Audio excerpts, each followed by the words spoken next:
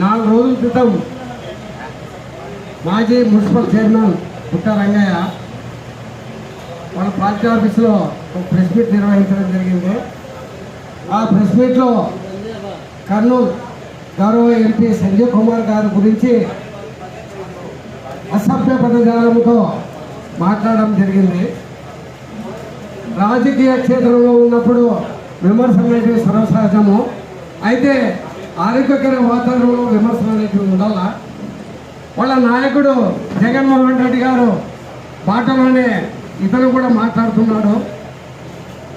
సంజయ్ కుమార్ గారిని చిల్లర ముల్లర మాటలు తిక్క మాటలు మాట్లాడితే నేలకు తెగ కోస్తానని చెప్పి ఆయన మాట్లాడడం జరిగింది. పుట్ట రంగయ్య, నువ్వు ఎంత పూట మొగడు మాకు తెలియదా?